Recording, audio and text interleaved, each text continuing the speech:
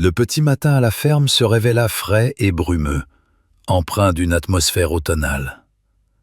Le soleil de septembre n'avait pas encore eu le temps de se lever au-dessus de l'horizon, et tout le monde visible était plongé dans une torpeur léthargique. Un brouillard épais, d'un blanc laiteux, s'étirait en un lourd manteau, bas sur les prairies verdoyantes à perte de vue, effaçant complètement les frontières entre la terre et le ciel, dissimulant les bosquets lointains et étouffant les moindres bruits de la nature naissante. Au milieu de ce paysage matinal serein, régnait une paix absolue. Un immense troupeau de vaches laitières de race mastiquait paresseusement, et au même rythme, l'herbe humide de rosée. On n'entendait qu'un craquement régulier et les lourds soupirs des animaux. Rien ne présageait la rupture de cet ordre séculaire. Pourtant, soudain, un événement inhabituel vint perturber cette paisible idylle. Comme surgi de nulle part, derrière le rideau dense d'arbres centenaires qui bordait les terres de la ferme, apparut un minuscule veau, épuisé par ses errances. Comment ce petit être s'était-il retrouvé seul au milieu de nulle part? Cela restait un mystère. Peut-être s'était-il égaré loin d'un troupeau de passage et s'était-il enfoncé dans les bois pris de panique, ou bien le destin cruel l'avait-il privé de sa mère dès ses premiers jours de vie, le condamnant à survivre seul. Son pelage, doté par la nature d'une nuance brun-roux rare et d'une beauté saisissante, était alors emmêlé, couvert de boue, de bardane et de la poussière des longues routes. Le petit tremblait de tout son corps fragile. Ses pattes fines semblaient sur le point de se dérober sous le poids d'une fatigue et d'une faim extrême. Mais lorsqu'il aperçut devant lui, à travers le voile du brouillard, les silhouettes imposantes et chaleureuses des vaches adultes, le veau laissa échapper un gémissement faible et plaintif, puis se dirigea vers elles, rassemblant ses dernières forces. Dans ses grands yeux sombres brillait un espoir naïf. Il pensait avoir enfin retrouvé les siens, et s'imaginait que, parmi ces grands animaux, il pourrait trouver un abri, une protection, et ce lait maternel dont il avait tant besoin. Cependant, la nature sait se montrer cruelle, et les lois du troupeau ne tolèrent pas les intrus. Dès que le veau s'approcha des limites du pâturage, le tableau paisible de la pâture matinale vola instantanément en éclats. Les vaches, humant une odeur inconnue, s'arrêtèrent net de paître. Plusieurs bêtes massives baissèrent la tête d'un air menaçant, soufflant bruyamment de la vapeur par leurs larges naseaux. Le petit, ne mesurant pas le danger qui pesait sur lui, tenta de s'approcher encore. Il chancelait, s'efforçant de rester debout sur ses pattes faibles et rebelles, et tendait toujours le cou vers elle, désirant désespérément ressentir ne serait-ce qu'une once de chaleur. Il frotta doucement et timidement sa petite tête contre le flanc de l'une des vaches les plus proches, comme pour supplier qu'on l'accepte, comme s'il disait « S'il vous plaît, ne me chassez pas, je suis si fatigué. » Mais la seule réponse qu'il reçut fut la force brute. La vache le repoussa violemment de son flanc massif. Le veau recula, mais ne s'avoua pas vaincu, et tenta de s'approcher d'une autre. Il essuya de nouveau un refus catégorique. La situation s'envenima rapidement. Les vaches adultes, armées de cornes longues, pointues et dangereuses, commencèrent à manifester de l'agressivité. Elles firent des mouvements brusques vers l'intrus, en meuglant d'un ton menaçant. L'un de ces coups fut trop violent pour l'animal exténué. Le petit veau s'effondra sur la terre humide dans un soupir plaintif, se blessant contre les pierres. Mais l'épreuve ne s'arrêta pas là. Le troupeau, obéissant à un instinct grégaire primitif de défense du territoire, commença à resserrer son cercle autour du petit à terre. Des dizaines de sabots lourds piétinaient tout près de lui, et il semblait que cette foule enragée était prête à chaque instant à briser sa vie fragile, qui venait à peine de commencer. Par chance, le destin avait réservé une autre fin à ce petit être brun roux. C'est précisément à ce moment critique et mortellement dangereux que le propriétaire de la ferme, qui effectuait sa tournée matinale, se trouva à proximité. Entendant des meuglements anormalement inquiets et un bruit sourd de sabots, il comprit aussitôt que quelque chose n'allait pas. Lâchant ses outils, l'homme courut à toutes jambes vers le centre du pâturage. Ce qu'il vit lui serra le cœur d'effroi. Le cercle de cornes et de sabots s'était déjà presque refermé sur le minuscule corps. Pris de panique, en réalisant que les secondes étaient comptées, le fermier se jeta au milieu du troupeau en poussant de grands cris. Il agitait les bras, tapait sur le dos des bêtes, repoussant les vaches furieuses. Sa voix autoritaire et ses actions résolues portèrent leurs fruits. Le troupeau s'écarta à contre-cœur, revenant peu à peu à son rythme de vie habituel. Une fois au centre de l'espace dégagé, l'homme découvrit l'étrange veau. Le petit gisait sur l'herbe mouillée et piétinée, haletant lourdement et de manière saccadée.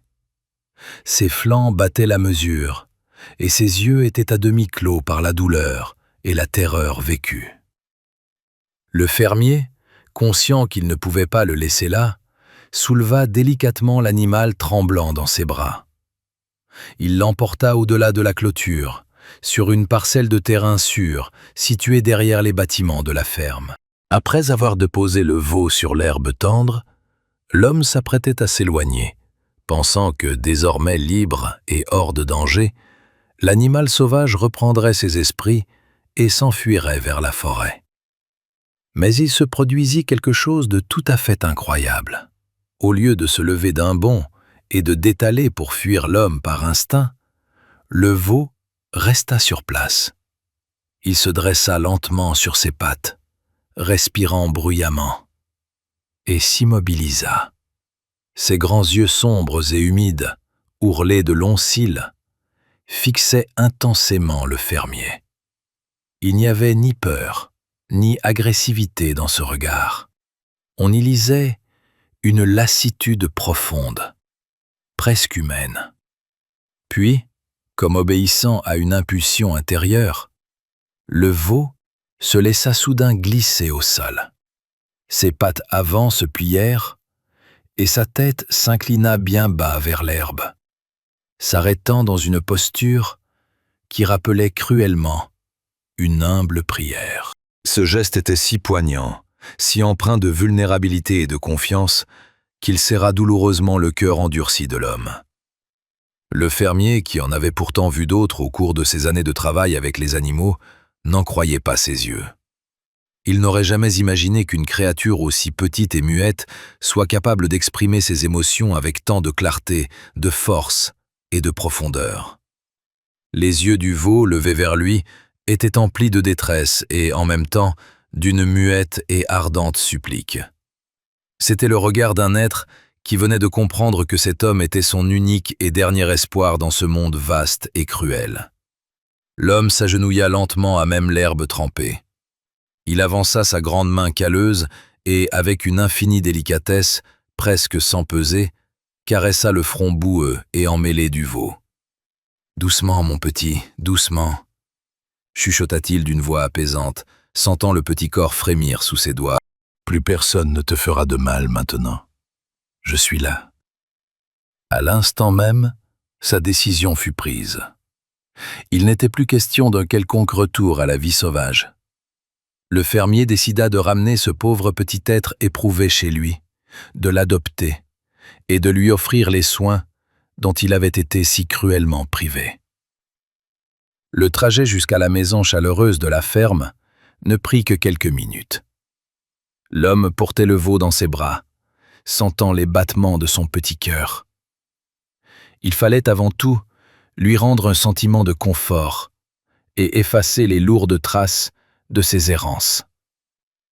Dans la grande dépendance de la maison, le fermier remplit une bassine d'eau tiède. Muni d'une éponge douce et de savon, il commença à laver délicatement son nouveau protégé. L'eau tiède fit des miracles. En éliminant les couches de boue incrustées, les bardanes et la poussière qui recouvraient tout son corps, le fermier vit l'animal se détendre. Le petit veau restait étonnamment tranquille et obéissant, sans jamais chercher à se débattre. Ses yeux étaient mi-clos et sa respiration s'était régularisée. On aurait dit qu'il savourait pour la première fois de sa vie une véritable chaleur, la sécurité et la tendre caresse de mains humaines.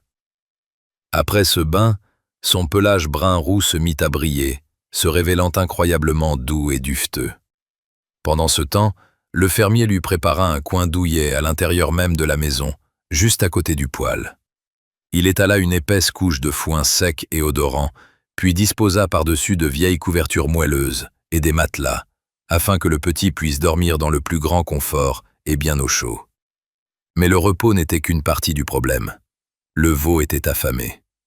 L'homme fit chauffer avec soin du lait de vache frais sur la cuisinière. Il dénicha un grand biberon muni d'une tétine en caoutchouc, conçu pour l'élevage des jeunes animaux, le remplit du breuvage tiède et sucré, puis l'approcha du museau du veau. Au début, le petit ne comprit pas ce qu'il fallait faire, mais l'instinct reprit vite ses droits. Il commença à boire par petites gorgées hésitantes qui se transformèrent rapidement en une tétée goulue et précipitée. Il buvait comme si c'était son premier repas depuis des jours. Et tandis que le lait diminuait dans le biberon, le veau fixait son sauveur avec des yeux débordant d'une gratitude infinie et d'une émotion sincère et pure. Le temps passa. Depuis ce matin brumeux mémorable, le petit veau reprit progressivement des forces, grandit et devint un membre absolument indispensable de la grande famille de la ferme.